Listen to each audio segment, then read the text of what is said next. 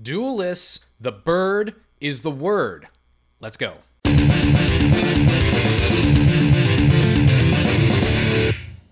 But first, this video is sponsored by no one. So if you like the video, you want to see more like it, hit that like button, subscribe, and hit that ghost bell and Haunted Mansion down below to get notified whenever a new video is up. Now, let's get after it with Floowandereeze. My friends, a new archetype released from the Wandering Travelers pack, the Floowandereeze, the birds themselves. The bird is, of course, the word. We are prepared to fly like an eagle and dominate the competition. Let's talk about this deck real quick. The Floowandereeze are an archetype that is focused around initiating additional normal and tribute summons on our turn as well as our opponent turn. So we have all of our various Floowandereeze wing beasts. They're all 1 stars, and all of them will have a few different effects that they share. One, if they would leave the field, they are banished instead, and then when you summon another winged beast monster while they're banished, you can return them to the hand, so they're recursive as all hell.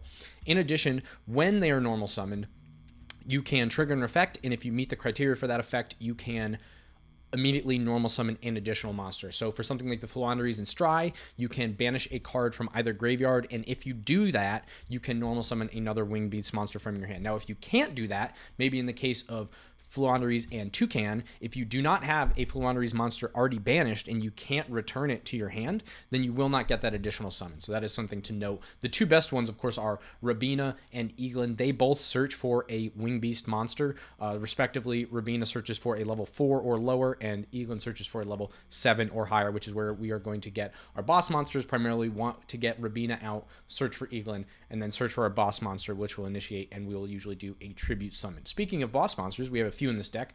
2 Floowandereeze and Emped, the big penguin. This one we contribute summon, and we can add one of our several Floowandereeze spell traps from our deck to our hand. We'll talk about those in a second. And then you can, once again, you can normal summon another monster. So if you only wanted that search, you could immediately tribute summon this off. But also, while this tribute summon card is in the monster zone, your opponents cannot activate the effects of special summon monsters they control in attack position. So either they're putting everything in defense position and not being able to beat over us, or they're not activating effects. In addition, as if that was not enough, the Floowandereeze and Empen has a battle effect where during the damage calc, you can banish a card from your hand. Now remember, all of our birds, when they're banished, if we summon another winged beast monster, they come back from being banished to our hand. So this is not really a negative on card advantage whatsoever for us. We can banish that card, and then our opponent's monster will have their attack and defense. So whether someone is trying to attack over our Empen and we are trying to attack over their monster, we have battle tricks up our sleeve. Let's talk about Ryza, the Mega Monarch. We can tribute summon this by only tributing 1 tribute summon monster. How many times did I say tribute in that last sentence? So we can get rid of our Empen and immediately just use that for our Ryza, the Mega Monarch, despite it being level 8. If it was tribute summoned, we can spin a card on the field and a card in the graveyard back to the deck. Now, normally we're going to spin our opponent's monster or spell or whatever, as well as probably something in our graveyard so we can reuse it, maybe like a Pot of Prosperity. And if we tribute summoned using a wind monster, which basically all of our monsters are wind. I believe the Stry and the Rabina are both water, but other than that, everything else is going to be wind. We get to spin an additional card from our opponent's side of the field. So this thing can basically completely lock our opponent out of any of their draws and is really a way to really put that final nail in the coffin. Lastly, we have the Mist Valley Apex Avian. Now, if you guys remember the dominant Tri-Brigade Leerless format, this was something that came through when they were summoning Simorgh. It's just a way for us to, once per chain, return this to our hand and negate an effect. And like we said, since we are continually normal and tribute summoning on both our turn and our opponent's turn, we can get this out and have this out primarily at all times, really, if we want to. Finally, the reason that so many people hate this deck and it is lauded as a toxic deck, it is super easy for us to find Barrier Statue of the Stormwinds and then normal summon it and basically prevent anyone from special summoning anything other than winds, which we don't special summon in this deck at all. The extra deck basically doesn't exist for that. We'll get to that. But there are a lot of decks that are focusing on special summoning, and they are not allowed to unless those monsters are wind monsters. And a lot of times we have ways to protect this from anything that our opponent might normal summon. So this oftentimes functions as a major floodgate, and it's a major reason why a lot of people don't like this deck. We have a single terraforming because we really want our field spell. Let's talk about Floowandereeze and the Magnificent Map. During our main phase, we can reveal a level 1 Floowandereeze, so that's going to be all of our little birds, which are these 10 top up here. You might notice we have very few actual Floowandereeze monsters in this deck. The 10 up here plus the 2 M-Pens. So we're playing a bunch of pots here to make sure that we always have access to our names. And frankly, I don't really even want to play these other 4 right here. We really just, if we could, we'd just play like 4 or 5 of Rabina and Eaglin because they're the best. But these other ones function as names, and they can get us those additional bodies for our tribute summons. So let's talk about the map. Reveal one of our level 1, so one of our small birds here, and banish another Floowandereeze card from our different name from our deck. Now that includes Floowandereeze cards, so that includes a redundant copy of the map, one of our spell trap, one of the traps, as well as this spell, which we'll talk about in a second. We can banish that, and then you get that additional normal summon. This does not count as your normal summon for the turn. You can use this as an additional normal summon. And of course, now that you have banished, presumably a Floowandereeze monster, since you normal summoned a winged beast, they're all winged beasts, you will now get that to your hand. So this basically allows you an additional normal summon and searches you a Floowandereeze monster from your deck.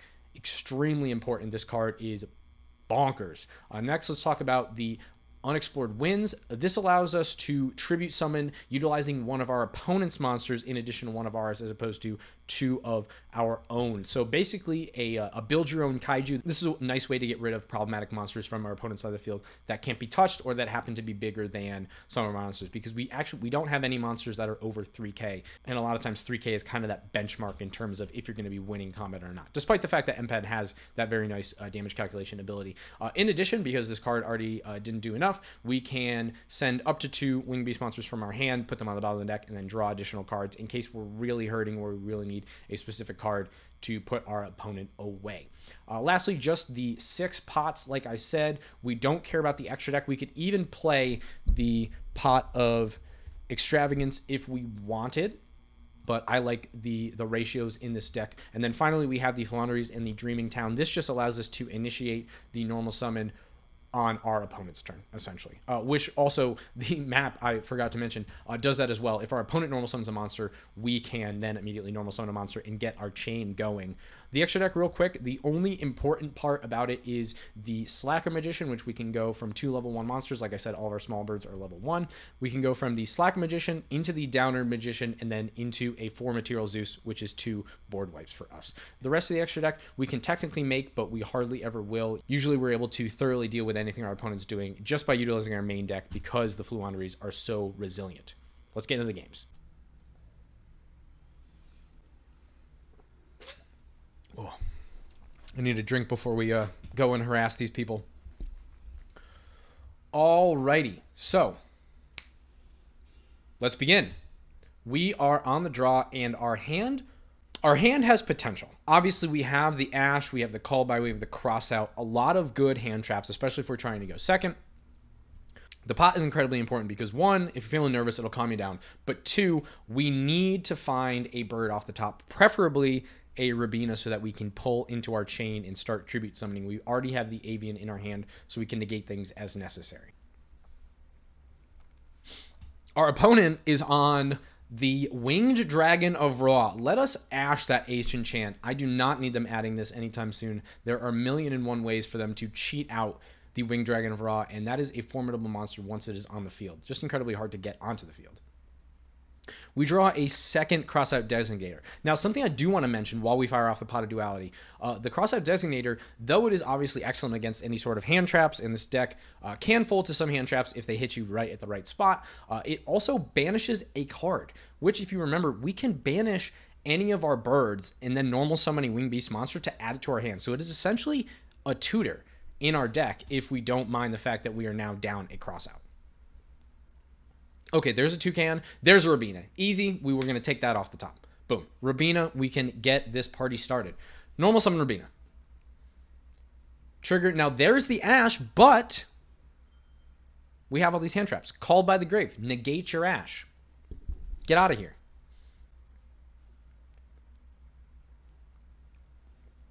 With the Ash negated, we will search with our Rabina, searching that Eaglin. This is, you know, the bread and butter of the deck. Floowandereeze, search Eaglin, Eaglin Trigger, Chain, Metal Reflect Slime. Okay. Now this is a problem. Like I said, we don't have any monsters that have higher than 3,000 attack. So this will be hard to beat over, although we can use our M-Pen. Tribute summon our M-Pen. M-Pen will trigger, and we will grab... first, we will chain our effect. So since we normal summon a monster while these 2 cards were banished, we can add the Rubina and the Eaglin back to our hand. So easy recursion for us. Another reason why this deck is so annoying and toxic to people is that it's just so recursive. It's so easy to get all of our plays started. Now, this deck can brick like a motherfucker, but, you know, it is what it is. We'll set a singular designator as well as our Dreaming Town so we can normal summon our opponent's turn, and we will pass it over. Our opponent's going to Harpy Feather Duster. Now, I'm dumb and misclicked my opportunity to activate the Dreaming Town, but that's fine. Our opponent is going to tribute summon the Egyptian God Slime. So now they have a 3k beater, but like I said, we do have our banish effect from Floowandereeze and M-Pen, so we can send that down to 1500. The Egyptian God Slime not going to be destroyed by battle, but at least we can retain our M-Pen. Our opponent Guardian Sliming for a second Egyptian God Slime, this time in defense position, and adding an Ancient Chant to their hand. So they're going to attempt that again next turn. Now, we banished the cross out because I wanted to keep the Rubina to be and the Eaglin to be able to normal summon as many times as possible. We drew the map. That's probably the single best draw in our deck at this point. We can reveal the Rubina, banishing a... What did we banish? We banished a Stry. We will trigger the Rubina, trigger the Stry. Stry is going to come back to our hand, and with the Rubina, we are going to search an additional Eaglin.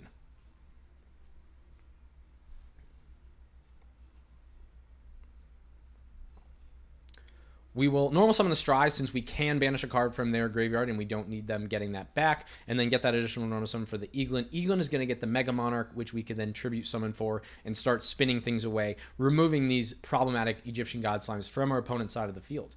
Once again, triggering our birds in the banish zone and bring them back to our hand for use later. Spinning back that Egyptian God Slime and attacking into the Egyptian God Slime that remains, using our banish effect just so we can get some damage through. Since we used the Stry to tribute summon our Mega Monarch, we did not get to spin 2 things. Our opponent activating the Ancient Chant and getting the Winged Dragon of Ra. Now they have the Millennium Revelation, so they are going to be able to Monster Reborn that Winged Dragon of Ra this turn. Normally, you cannot Monster Reborn the Winged Dragon of Ra, but Millennium Revelation says we don't care about that. Send it to the grave, get a Monster Reborn, bring that baby back. Activating Sun God Unification. I've never seen this card before, but apparently we are making our Ra big. They're going to attack over our Mega Monarch and our Eaglin, dealing a reasonable chunk of damage, and then gaining back the life that they paid at the end of turn for making their Ra extra big. We draw the Dreaming Town, which is nice, but we are hoping to win this turn, so it's not going to do us much good. We will normal summon that Rubina. I believe this is the 3rd time we've normal summoned this Rubina the game. Adding back that Stry, which was banished, and the Eaglin, which was banished when it was destroyed by battle. Now, we all know that birds aren't real. They're actually just drones created by the government to spy on us. So the reason that they keep coming back is actually very thematic because, you know, the government can just repair them, make new ones. They, you know, essentially have infinite money. And seeing that the birds are unstoppable and not real, our opponent is going to scoop it up. Alrighty, game 2. We are, once again, on the draw. We have an M-Pen already in our hand. We do have the Ash for a negate. We have the Crossout Designator, which, like I said, serves a double purpose. And we have 2 Pot of Duality. So we're really hoping that these are going to put in work. Our opponent, Generator Boss Quest. The Generators are a dangerous game for this. We want to be adding a bunch of cards off of our Rubinas and our Eaglins, but we are able to Ash, and they're going to set a singular card. Now, in the draw phase, they're going to activate the boss fight. We have added the Toucan, which is nice, but they're going to set the boss stage. We're going to draw another card, and they're going to get a special summon to Generator. This is going to be an uphill battle for sure, but I think we can get there. They're going to get themselves a Har, which is an Omni Negate, and then, of course, special summon as many possible Generator tokens as possible. we are going to preemptively Forbidden Droplet because we don't want them negating any of our plays. This deck, especially with the current hand we have, will fold to a singular Omni Negate. So we will pitch that extra Pot of Duality and negate their Har while they summon their tokens. All right, now like I said, this Pot of Duality has to put in work. Let's see what we find off the top. All right, now there's an Eaglin, very nice. There's another Empen, we don't want that, and there is a map. All right, we are going to take that map because, like I said, this is essentially the most important card in the deck. Let's map, let's reveal our Toucan, and we shall banish a Rabina. Now, Toucan, normal summons. Toucan requires us to return a banished Floowandereeze from our banish zone to our hand, so we will grab that and immediately normal summon. We can't activate the Rabina effect to return itself, but we will search with the Rabina, grabbing the Eaglin. Our opponent has no responses, so we are free to essentially go on our way, grab the Mega Monarch, tribute summon for the Empen. Empen will add us a spell trap while we return our Rabina and our Toucan from the banish zone back to our hand. Our opponent forgets that we have negated their Generator Boss of Storms. Return to me, Rabina and Toucan. Empen triggers. We are going to get the Dreaming Town so we can normal summon on our opponent's turn and get that chain going again. And then we will attack over utilizing our Empen's damage calculation effect to get that Har out of here. We will set the Designator and our opponent will take their turn. Now, at the start of the main phase, I'm going to activate the Dreaming Town, normal summoning the Rabina. Now, I forget that the boss stage triggers off adding a card from the deck to the hand and not specifically just drawing a card. So we'll get back our Toucan, but when we add with the Rabina, their boss stage is going to trigger. All right, so their boss stage triggers on a new chain. We will also trigger Eaglin, which is going to add us another card from deck to hand. We'll add the Avian this time since we already have the Mega Monarch, and we will tribute summon off for the Mega Monarch and attempt to spin the boss stage, as well as return the Ash back to our deck. We'll bring back our Floowandereeze, as well as they will trigger their Develgus to, what does Develgus do? To grab themselves a Mardell from the deck. Now, something important that you have to recognize is that when you are triggering these normal summons on your opponent's turn, they are going to trigger in a new chain. So it's hard to react and activate things like the Mega Monarch in response and hope to spin things away without their effect activating, right? They're going to activate the boss quest, which is going to add them 2 spell traps, 1 boss stage, the most problematic card, to their hand. We will draw the Ash Blossom, and they will attempt to trigger boss stage. Now, luckily, we set the Ash Blossom back so that we could prevent this exact thing, but they will activate Boss Room, negating our negate and forcing us to draw an additional card, triggering their boss stage again.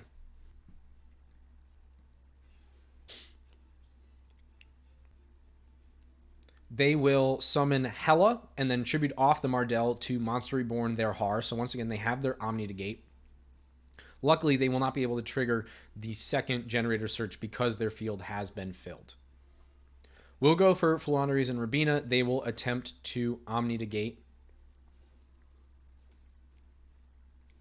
That's fine. I utilize our normal summon so that if they negate it, I can activate the map and perform things as usual. Let's go for the Eaglin after banishing the Stry. We'll bring the Stry back to our hand. Now, something I will mention because we are just doing things. This deck goes to time very, very quickly. I was playing somewhat sloppily and very quickly during this game because I was consistently on 40 or less seconds. It was getting dangerous, but luckily our opponent surrendered. They probably could have gotten me to timeout had they just hung in there, but the Floowandereeze are too resilient, they're too powerful, and really I should go for Barrier Statue of the Stormwinds at some point to attempt to lock them out of the game.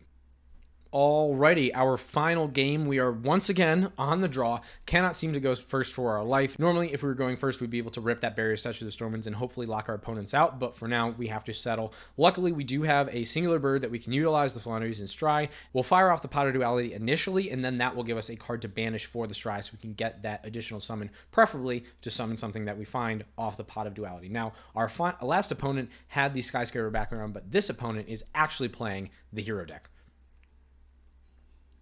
There we go. There's Blaze Man. They are going to add a polymerization from the deck to the hand. Boom. They're going to fire the polymerization off and go into an elemental hero, Sunrise. Now, Sunrise, probably one of the most important and powerful fusion monsters that the hero deck can get to, and they will add a miracle fusion so that they can fusion summon an additional monster. There they go. They're going to fire it off right now, and they're going to go into the Great Tornado. Now, Sunrise is going to buff their entire team. Tornado is going to debuff our entire team. Combat is not looking too hot, though, of course, we do have that M-Pen trigger to potentially beat over something. Now, Pot of Prosperity off the top is phenomenal. We'll go Duality first just to see if we can bait an Ash or anything, but we are going to get basically everything we want with these two pots. We'll add that Eagland off the Duality. Then we will fire the Prosperity, banishing a full 6. Like I said, we do not care about the extra deck. Let's see what we can get off the top. Now, there's a Toucan. We can grab that, and we can also grab a... We will grab the Toucan, one of the two Toucans, I should say, that we saw. Now, let's go for Stry. Stry will banish the Miracle Fusion just in case they have a way to get it back. We don't need them bringing out any more beaters. We will normal summon our Eagland. Eagland will add one of our boss monsters to our hand. We're always going to try and go for M-Pen first because it can get us our very powerful Floowandereeze spell traps. And since we already have the Dreaming Town in hand, we will actually, after, of course, triggering our Tribute Summon monsters and returning them to our hand, we will grab a Unexplored Winds so that we can potentially use one of our opponent's monsters as tribute fodder and get them off the field without activating any of their problematic effects. We set the Dreaming Town as well as the Call by the Grave, and then we attack over the only monster that we can attack over. Our opponent activates the Claw of Airmos, and in response, we will chain the Dreaming Town and get our chain going once again. We'll normal summon the Eagland. The Eagland will trigger on a separate chain after our opponent brings out the Rocco Airmos Cannon. They'll trigger their Shadow Mist, which is sent, but we will Call by the Grave, negating that Shadow Mist and preventing it from... What does Shadow Mist do again? And preventing it from adding a mass change from their deck to the hand. We'll add a Mega Monarch so we can start cleaning up their field, and then utilize our Unexplored Winds to tribute summon for that Mega Monarch, sending their Sunrise. Now their field is no longer buffed. We will bring back the Stry to our hand. Mega Monarch will trigger, spinning the Great Tornado and sending the Pot of Prosperity back. They will attack over with their cannon, but it is too little too late. We have quite the dominant board, and they have no cards in hand. Pot of Prosperity, just like we drew it up. And then we will summon the Stry, banishing their Sunrise, summon the Toucan, returning our Eagland, which we did not return on our previous summon, just so that we would have something to return with the Toucan. Eagland will trigger. We will add another M-Pen to the hand, sending the Airmos to the grave with the Unexplored Winds to bring out the M-Pen, and then dealing lethal damage with our Emperor Penguin Slap. And that's the deck. Floowandereeze, the bird is the word, soaring like an eagle and crushing the competition. Now, as you can see, this deck is incredibly resilient, being able to perform several normal summons in a row, as well as returning all of our banished cards back to our hand on every normal summon, not relying on the extra deck, being able to put out a floodgate like Barrier of the Stormwinds, although we didn't showcase that today. And of course, if you do not get the unlucky 10% where this deck just bricks like a motherfucker, you can really put in some work. Now, this deck is certainly going to be meta, so whether you're playing it or playing against it, hopefully this video showed you exactly what to do and where the potential choke points are. If you don't like this deck, then you can Floowandereeze nuts.